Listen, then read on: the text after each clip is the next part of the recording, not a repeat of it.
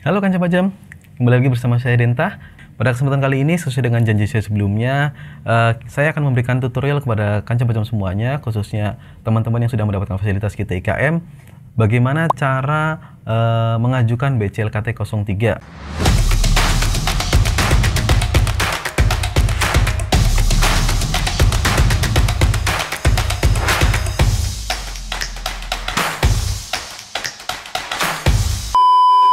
Nah, ini semua sangat penting karena dengan Kanca Pajam melaporkan BCLKT 03, itu artinya kuota pembebasan biaya masuk dan PPN dari fasilitas kita IKM yang sebelumnya terpotong dari importasi yang mendapatkan fasilitas tersebut bisa dikembalikan lagi. Dan juga dengan BCLKT 03, Kanca Pajam dianggap telah mempertanggungjawabkan pemakaian bahan baku yang sebelumnya diimpor menggunakan fasilitas kita IKM. Oke, penasaran bagaimana caranya? Kita langsung saja ke aplikasi.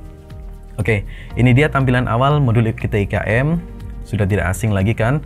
Kalau sebelumnya menu pemasukan bahan baku ada di sebelah kiri, maka sekarang menu perekaman BCLKT 03 ada di paling sebelah kanan. Ini dia menunya. Oke, kita langsung klik saja. Nah, setelah terbuka tampilan antarmukanya, silakan Kanca Pajam jangan lupa selalu klik baru di sebelah pojok kiri atas untuk bisa memulai mengisi laporan BCLKT 03 yang akan dibuat. Kita klik baru. Nah, setelah klik baru, di sini akan langsung terisi nomor aju BCLKT 03 secara otomatis. Nomor aju ini adalah nomor aju yang akan terisi secara otomatis oleh sistem. Ini berarti nomor aju pendaftaran BCLKT 03-nya ya, bukan nomor aju dokumen PIB atau PEB. Kemudian pada kolom jenis penyelesaian kita bisa klik. Di sini akan muncul jenis penyelesaiannya yaitu menggunakan PEB karena kita realisasinya adalah dengan diekspor atau BC30. Setelah itu Kanca Pajam bisa klik simpan di sebelah pojok kiri atas. Oke, setelah diklik simpan, di sini statusnya masih not ready ya karena datanya belum lengkap. Yang selanjutnya kita harus isikan adalah mengisi daftar barang atas BCLKT 03 yang kita ajukan. Kita bisa klik di sebelah kanan, ini ada menu daftar barang. Kita klik, di sini akan terbuka tampilan antarmuka baru. Di sini ada dua kolom, yaitu kolom hasil produksi dan bahan baku. Yang pertama kita harus isikan adalah kolom hasil produksi. Seperti biasa, kita mulai dengan cara klik baru di pojok kiri atas. Oke, setelah itu kita bisa pilih jenis penyelesaian. Di sini ada pilihan ekspor hasil produksi. Tentu saja karena kita IKM adalah fasilitas yang diberikan untuk pengolahan bahan baku atau barang penolong yang diolah menjadi bahan jadi untuk selanjutnya diekspor. Maka di sini ekspor hasil produksi yang dipilih. Selanjutnya kita isikan nomor aju dari PEB. Jangan lupa ya, karena ini ekspor hasil produksi, maka dasar dokumennya adalah PEB. Oke, kita isikan. Nah, setelah itu di bagian bawahnya ada nomor seri. Seperti sebelumnya ketika pengisian bahan baku, di sini juga ada nomor seri dari PEB tersebut. Jadi atas PEB yang diajukan, posisi barang yang dibuat menggunakan fasilitas kita IKM itu ada di seri berapa. Nah, itu yang dimaksud. Misalnya kita lihat di dokumen PEB ini, seri 1 itu adalah week for training. Kita anggap week for training ini tadinya dibuat menggunakan bahan baku yang diimpor menggunakan fasilitas kita IKM. Data-data lainnya juga akan muncul, termasuk data hasil produksi dari seri 1 tadi. Di sini bisa kita lihat HS code-nya, urian barangnya, satuannya berapa, 300 pieces, kemudian harganya berapa, sampai pada pembeli dari mana. Di situ sudah terisi secara otomatis. Namun seperti biasa ada kode barang yang belum diisi karena atas jenis barang ini belum pernah didaftarkan sebelumnya sebagai barang jadi. Namun tidak usah khawatir, di sini kode barang langsung kita isikan saja week strip T, anggap saja seperti itu. Kembali lagi, kalau terkait kode barang ini dikembalikan atau disesuaikan sesuai dengan kondisi perusahaan teman-teman semuanya. Tidak harus seperti ini. Jadi silahkan apabila sudah ada kode-kode hasil produksi di perusahaan teman-teman semua, itu akan jauh lebih baik. Kemudian yang harus diisi selanjutnya adalah nomor pengeluaran dan tanggal pengeluaran. Maksudnya adalah di sini silahkan diisi dengan dokumen ketika Kanca Pajam mengeluarkan barang tersebut dari gudang.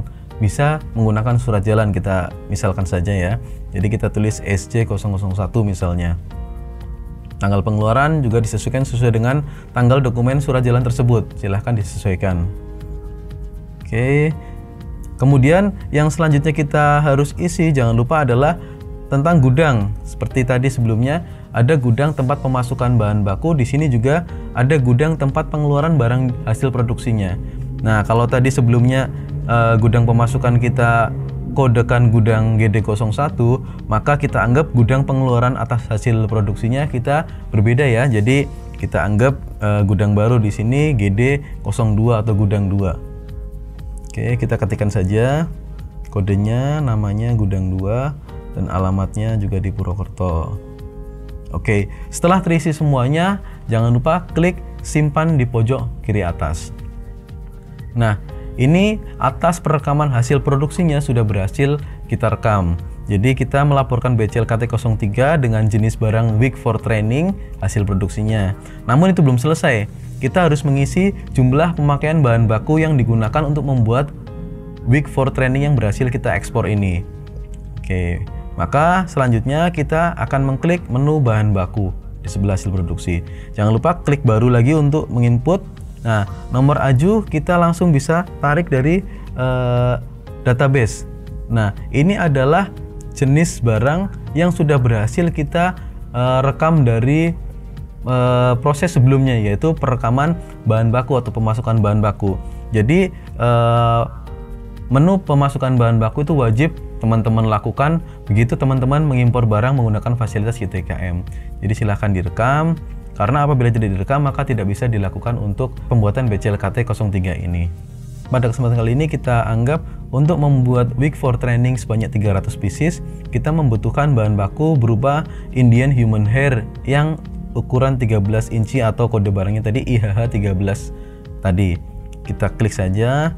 Nah, setelah diklik, kancah bacem jangan langsung klik simpan.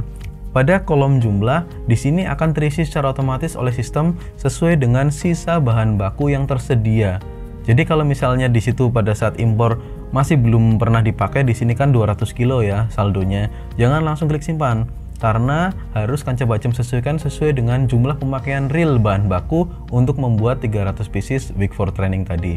Misalnya kita di sini tulis membuat wig for training kita butuh 10 kilo Indian human hair yang ukuran 13 inci, maka di sini tinggal diganti 10.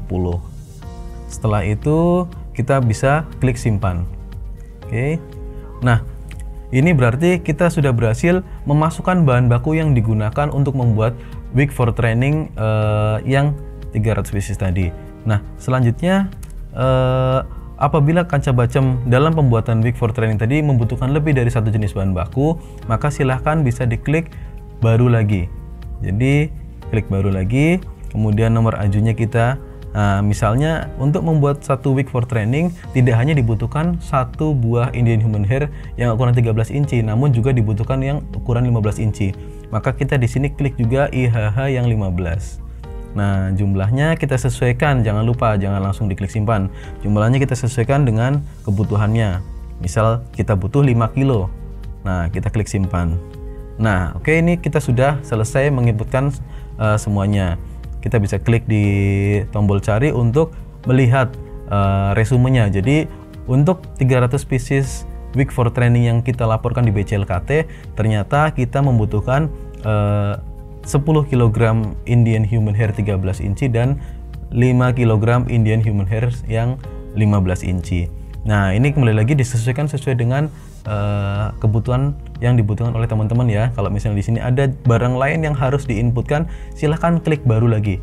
Ulangi prosesnya seperti sebelumnya sampai dengan seluruh bahan baku yang dibutuhkan untuk membuat satu barang jadi atau untuk membuat barang jadi yang diekspor tadi semuanya terpenuhi. Misalnya ada kebutuhan lemnya, ada kebutuhan bahan penolong lainnya, itu silahkan diinputkan sesuai dengan kebutuhan kancah bacem semuanya. Nah, anggap misalnya kita di sini sudah selesai.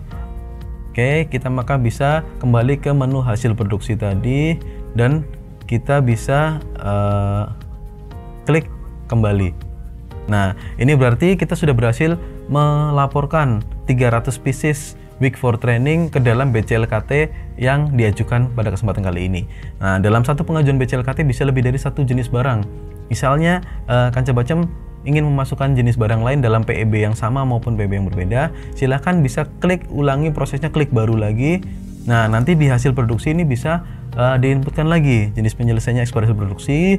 Nah, nomor aju ini silahkan Kanca Bacem isi lagi. Kalau masih dalam satu PEB yang sama, maka gunakan nomor aju yang sama seperti sebelumnya. Tinggal ditarik menggunakan nomor seri barang yang berbeda, misalnya seri kedua atau seri ketiga atau seri keempatnya. Silahkan diinputkan satu persatu. Begitu juga pemakaian bahan bakunya, disesuaikan sesuai dengan jenis barang hasil produksi yang sudah berhasil Kanca Bacem ekspor. Nah, setelah Kanca Bacem selesai mendaftarkan semua jenis hasil produksi beserta pemakaian bahan baku yang digunakan dalam BCLKT kali ini, Kanca Bacem juga bisa melampirkan atau mengajukan dokumen pelengkap yang ingin Kanca Bacem ajukan. Namun ini sifatnya opsional, jadi boleh ditambahkan, boleh tidak. Apabila tidak ada dokumen pelengkap yang ingin diajukan, silahkan Kanca Bacem bisa klik tombol kembali di sebelah pojok kanan atas. Oke, kemudian akan kembali lagi ke tampilan antarmuka di BCLKT 03 seperti pada saat di awal. Nah, di sini status yang tadinya not ready berubah menjadi ready. Artinya BCLKT 03 Kanca Bacem buat sudah lengkap semuanya dan siap untuk dikirim. Setelah ready seperti ini, Kanca Bacem tinggal klik tombol kirim di sebelah atasnya. Nah, setelah diklik kirim, maka statusnya akan berubah menjadi register. Itu artinya BCLKT 03 Kanca Bacem sudah berhasil dikirim ke petugas bea cukai yang mengawasi KIT IKM kalian. Untuk selanjutnya dilakukan pemeriksaan, dan setelah itu apabila BCLKT tersebut diterima, maka kuota pembebasan atas bea masuk dan PPN KIT IKM kalian akan dikembalikan sesuai dengan jumlah bahan baku yang dipakai. Oke. Nah, itu tadi Kanca Bacem bagaimana tutorial mengajukan BCLKT 03 melalui modul KIT IKM atau laporan pertanggungjawaban atas pemakaian bahan baku yang sebelumnya menggunakan fasilitas KIT IKM yang sudah berhasil diekspor. Mudah kan? Tapi kalau Kanca Bacem masih ada pertanyaan yang mau diajukan, silahkan tulis di kolom komentar di bawah, baik itu mengenai modul KIT IKM maupun pertanyaan lainnya. Jangan lupa share video ini ke teman-teman kalian supaya informasi ini bermanfaat juga buat yang lainnya. Jangan lupa juga subscribe channel YouTube Bea Cukai Purwokerto untuk mendapatkan informasi penting dan menarik lainnya. Sampai jumpa di tutorial berikutnya. Dadah!